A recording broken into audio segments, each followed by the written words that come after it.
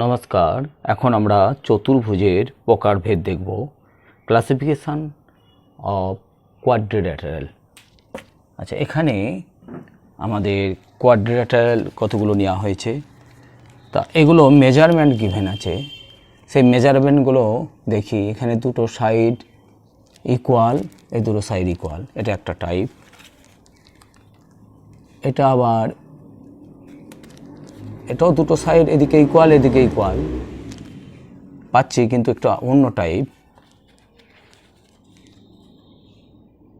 এটা সেম।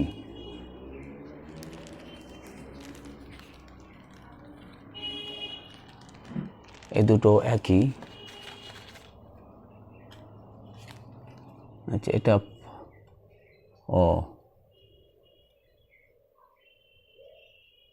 এ দুটো আলাদা, কিন্তু এ দুটো সমান্তরাল দেখি।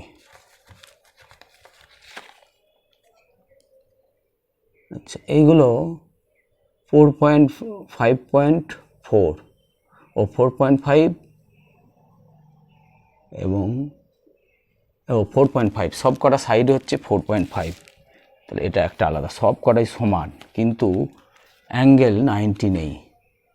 এটা সব কটায় সমান, কিন্তু অ্যাঙ্গেলগুলো 90 নয়, তখন একটু আলাদা টাইপ। এটা আবার এদিকে সমান্তরাল এবং এদিকেও সমান্তরাল, তাহলে এটা একটা আলাদা টাইপ। এটা এখানে গেছে। আচ্ছা, এই দুটো আমাদের আবার সমান্তরাল, তাহলে এটা সমান্তরাল হচ্ছে এই এখানে।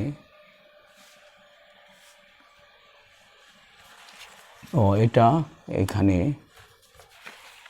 এটাও তাই। আচ্ছা, এটা 9, 9, 8.5, এটা সমান্তরাল, এই দুটো সমান্তরাল, তাহলে এটা গেছে এই জায়গায়। এটাও তাই, এটা সমান্তরাল, এই দুটো, এটা এখানে। এইটা আবার এই দুটো ইকুয়াল, এই দুটো ইকুয়াল, তার মানে এইখানে। এটা হচ্ছে 90 ডিগ্রিও দেওয়া আছে সব কটা অ্যাঙ্গেল, এবং অপোজিটগুলো ইকুয়াল, তার মানে এটা একটা আবার আলাদা টাইপ। এটা একটা আলাদা। এগুলো সবই তাই, এটাও তাই। এইটা বিপরীতগুলো ইকুয়াল এবং সমান্তরাল, তার মানে এটা এইখানে। এটা সব কটা ইকুয়াল এবং অ্যাঙ্গেলগুলো 90 ডিগ্রি এইখানে। এটা আমাদের বিপরীতগুলো ইকুয়াল, এই যে এটা, এবং অ্যাঙ্গেলগুলো 90 ডিগ্রি।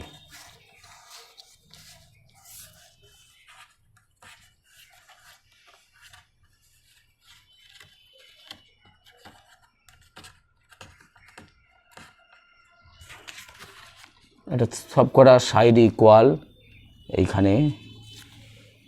এটাও সব কটা সাইড ইকুয়াল, অ্যাঙ্গেলগুলো 90 ডিগ্রি। এটা হচ্ছে সব কটা সাইড ইকুয়াল, কিন্তু 90 ডিগ্রি না। এটা আমরা পেলাম এই যে এখানে। আচ্ছা, তাহলে 1, 2, 3, 4, 5, 6, 7, আমরা 7 টাইপ 7 রকমে আমরা এখানে কোয়াড্রিল্যাটারাল পাচ্ছি। কোয়াড্রিল্যাটারাল হচ্ছে যা 4টি বাহু দ্বারা সীমাবদ্ধ একটি তলে সীমাবদ্ধ ক্ষেত্রকে আমরা চতুর্ভুজ বলি বা কোয়াড্রিল্যাটারাল বলি। একটা তলের মধ্যে সামন্তলিক ক্ষেত্রকে, 4টি সাইড দ্বারা সীমাবদ্ধ সামন্তলিক ক্ষেত্রকে আমরা কোয়াড্রিল্যাটারাল বলি। তো এখানে আমরা দেখতে পেলাম বিভিন্ন রকমের আমাদের আছে। তার মধ্যে দেখা যাচ্ছে সব করা সাইড ইকুয়াল, অ্যাঙ্গেল ইকুয়াল, এটাকে আমরা তাহলে বলছি এটা বর্গক্ষেত্র, যেটা হচ্ছে স্কোয়ার বলা হয়, বর্গক্ষেত্র, স্কোয়ার। তারপরে হচ্ছে সব কটা অ্যাঙ্গেল ইকুয়াল, কিন্তু সাইডগুলো বিপরীত, আমাদের অপোজিট সাইডগুলো ইকুয়াল, সেটা হচ্ছে আমাদের রেক্ট্যাঙ্গেল, হচ্ছে আয়তক্ষেত্র। তাহলে বর্গক্ষেত্র, আয়তক্ষেত্র। তারপর এই যে এটা হচ্ছে বিপরীত সাইডগুলো ইকুয়াল, বিপরীত সাইডগুলো ইকুয়াল, অ্যাঙ্গেলগুলো 90 নেই, তার মানে এটাকে আমরা বলছি সামন্তরিক বা প্যারালোগ্রাম। আচ্ছা, এইটা আচ্ছা, এটাকে আগে বলি। এটা হচ্ছে আমাদের সব কটা সাইড ইকুয়াল কিন্তু অ্যাঙ্গেলগুলো 99। এটাকে আমাদের বলবো রম্বস। রম্বস এটা হচ্ছে একটা পেয়ার প্যারালাল, এটাকে আমাদের বলা হচ্ছে ট্র্যাপিজিয়াম। আচ্ছা, এগুলো হচ্ছে দুটো অ্যাডজাসেন্ট সাইড ইকুয়াল, এই দুটো ইকুয়াল, আবার ওই দুটো ইকুয়াল, মানে অ্যাডজাসেন্ট এখানে এই দুটো ইকুয়াল, এখানেও এই দুটো ইকুয়াল, এটাকে আমরা বলছি কাইট। আর এই একটা হচ্ছে এটা দেখতে অ্যারোর মতো, সেজন্য অ্যারো হেড, অ্যারোর হেডটার মতো দেখতে, সেজন্য অ্যারো হেড। এখানেও আমরা পেয়ে যাব যে এই দুটো ইকুয়াল, এই দুটো ইকুয়াল, এখানে এই দুটো ইকুয়াল, এই দুটো ইকুয়াল। তার মানে আমরা দেখলাম চতুর্ভুজ কোয়াড্রেটালটাকে আমরা 7 রকমে আমরা পাচ্ছি। একটা হচ্ছে বর্গক্ষেত্র, যেটা স্কোয়ার বলা হয়। একটা হচ্ছে আয়তক্ষেত্র, যেটা রেক্ট্যাঙ্গেল বলা হয়, এই যেটা। একটা হচ্ছে, এটা হচ্ছে সামান্তরিক প্যারালোগ্রাম। তারপরে হয়ে গেল এটা হচ্ছে রম্বস।